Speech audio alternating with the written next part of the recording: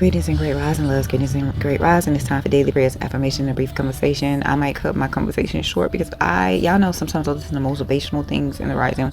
I'll click on my YouTube and whatever pops up, anything from Sarah Jakes Roberts to Abraham Hicks or Esther Hicks, and I'll just listen to it. Sometimes like Malcolm X will even pop up and I'm gonna listen to it, especially if it's motivational. This rising, it was Sarah Jakes Roberts. I know a lot of y'all don't mess with the Jakes, but I always tell y'all, listen to the message and not the messenger. Ashe, Ashe. Today's prayer is going to be prayer of reflection on page 113 from the book Speaking with Spirit. Sometimes I try to change the eyes to we, but when I do certain prayers like that, I stumble over them. That's why I tell y'all, if y'all need to slow it down, write it down for yourselves and be able to say it for yourselves, please do so.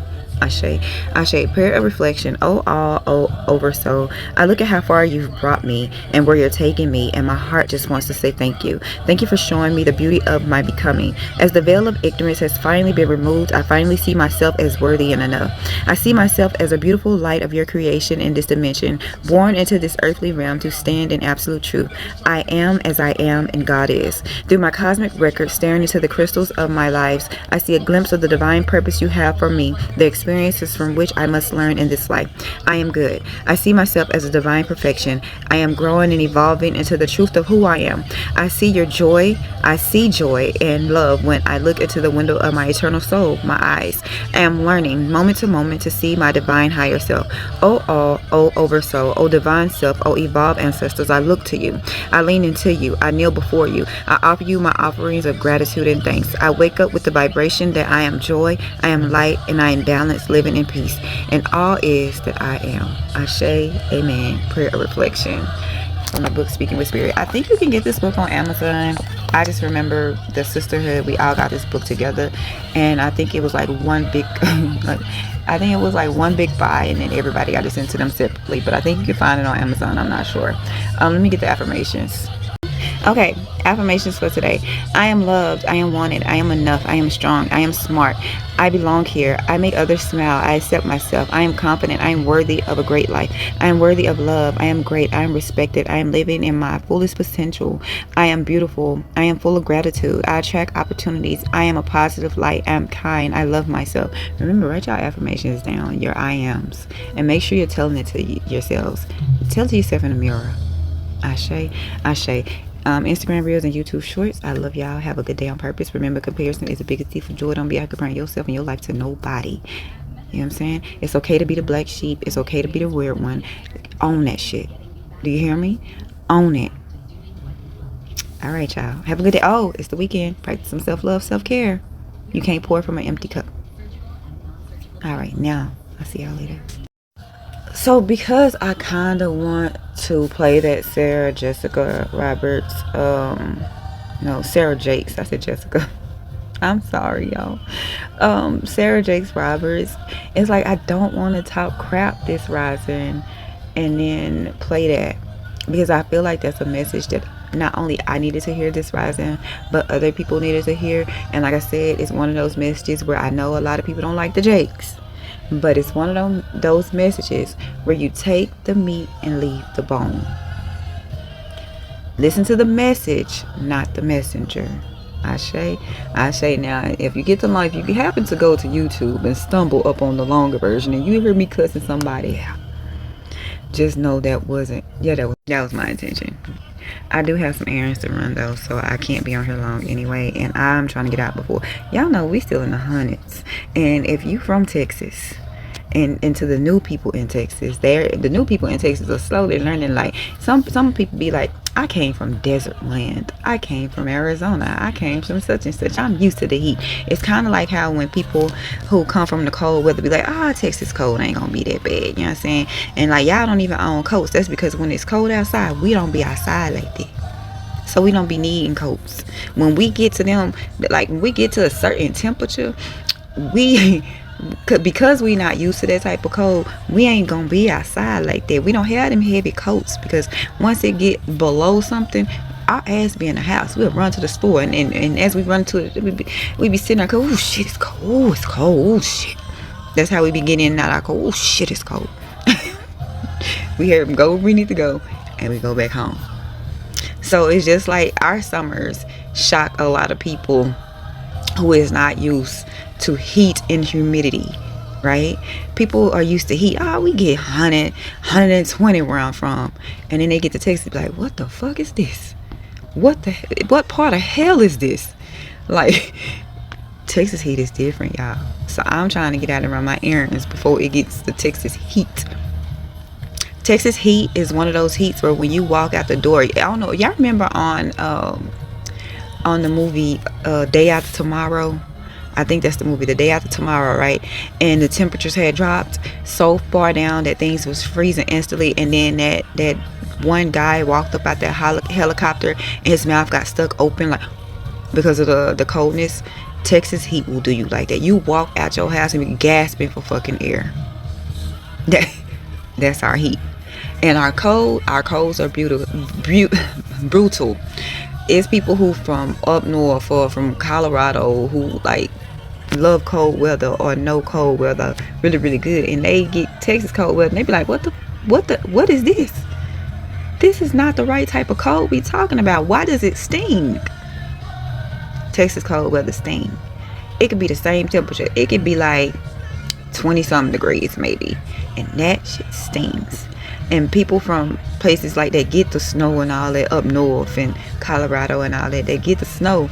They be like, wait a minute, our cold don't sting. It be cold as hell, but it don't sting. Why do y'all cold sting? Like, why did it feel like I got frostbitten?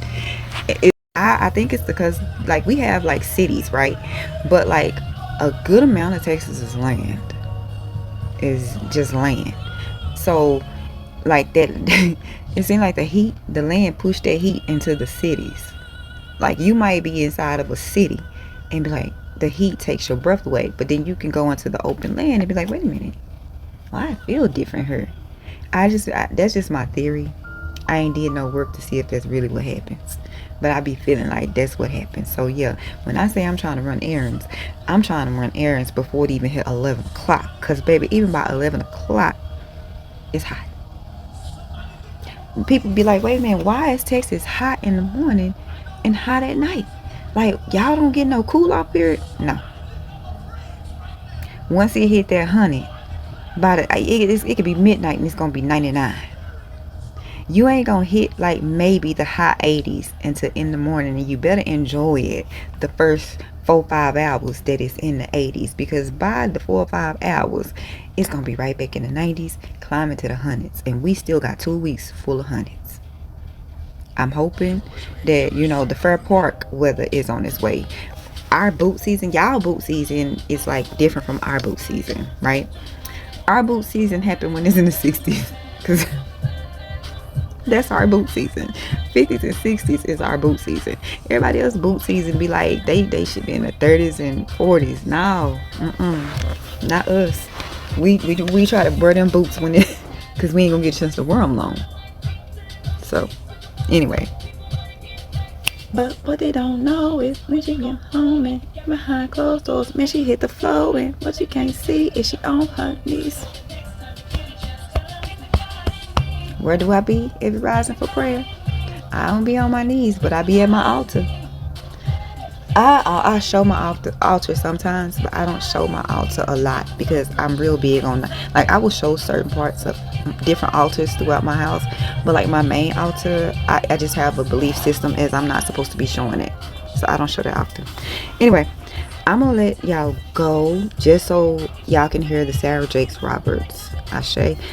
Was it something in the news? Of course, it's always something in the news. But you know what?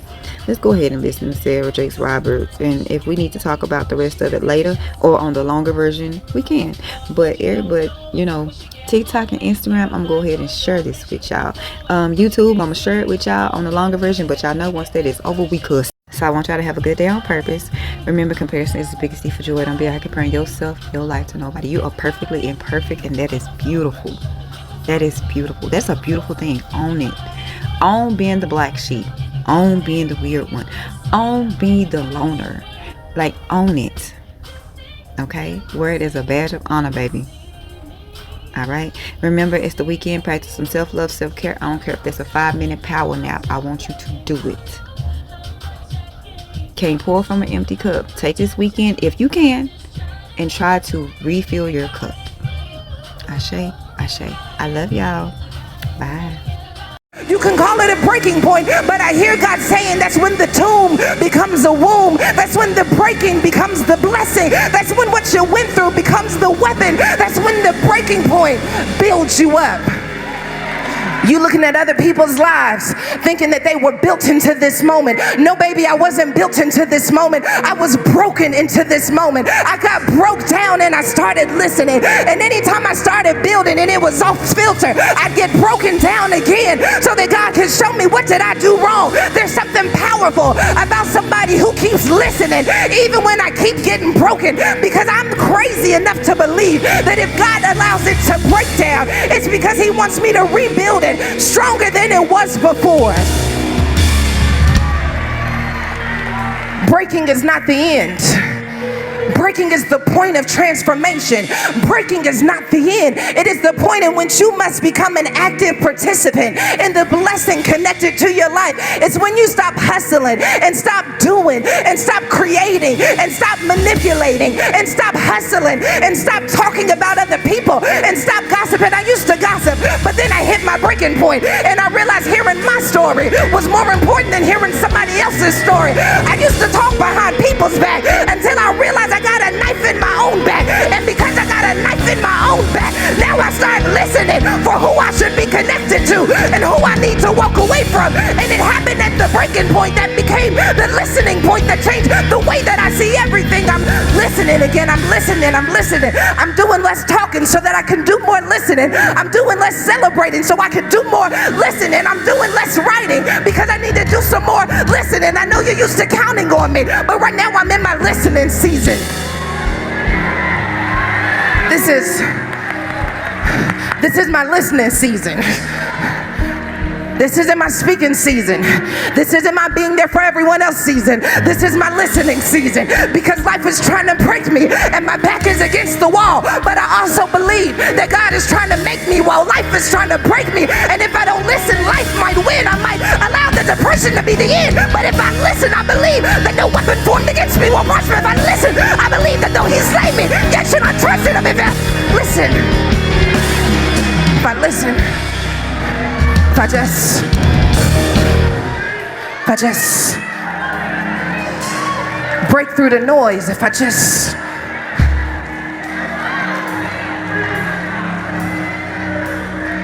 I'm listening. I'm listening because my family's dependent on it. I'm listening because I can't break a generational curse, not by might nor by power, but by your spirit, Lord. I can't hear your spirit unless I get to my listening point. I can't talk and listen at the same time. God, what are you saying about this? What are you saying about my call? What are you saying about my identity? What are you saying? You think you came to be preached at? No. You came to listen.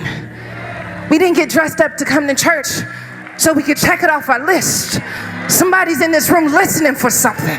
I'm listening. Everybody else can come in here and be cute, but I came in here because I got to hear from God. God, I need you to speak a word. God, I need you to give me confirmation that I'm on the right track. God, I need you to pull me back. God, I need you to change my position. God, I don't know how to raise this child. God, I don't know how to build this business. God, I don't know how to be a partner. God, I don't know how to be a grandchild. What am I going to do after retirement? God, I need you to...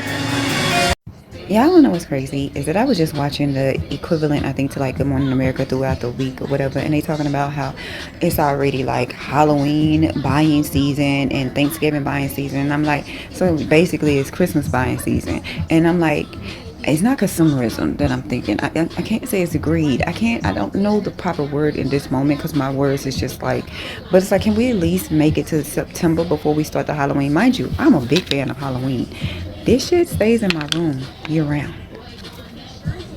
I'm a big fan of Halloween. But can we wait? Can we make it to September 1st? Like, we got bigger fish to fry right now. Can we make it there first before we start bringing out the Halloween stuff? And I just keep this by my TV. And here's the thing. I didn't want to, because last year I went through my stuff that I had put up and stuff was broken. So some of my favorite pieces that I like to sit out during Halloween, I was like, I don't even want to pack them up because stuff be becoming broken. I don't know how. It's adults in this house and shit be coming up broken. So yeah, I'm a big fan of that. But can we make it to one thing before we go to the next thing? Because if it's Halloween season, that means it's also Thanksgiving, and I use that loosely. I use that Thanksgiving word loosely. Can we make it to October? Shit like September, October. Can we make it there first?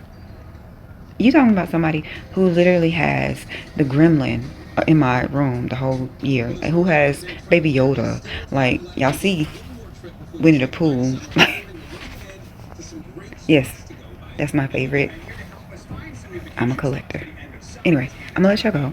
Have a good day on purpose. Y'all remember I gotta go run errands before that Texas take your breath away heat come around. So I'm gonna let y'all go. I just need to say that because as I was finished getting dressed or whatever, yeah, they had done said something on this equivalent of um Good Morning America. Oh, I did finish my hair, y'all. Hold on. Look, I finished. It's time for me to give myself a haircut, but I did finish. Look, I did finish. So, yeah, it took me days because I had so much other shit to do that I didn't have no choice. But yeah, it's finished. Um, I'm thinking about letting this grow back, but this is kind of like my signature look, so I don't know yet. Like shaving my sides has been the best thing ever for me. Plus I have a lot of hair, so sometimes I can wear my hair out as if my sides ain't even shaved. So like, I don't know, this is like my signature style. I might not grow it back. Anyway, I gotta go. See y'all later.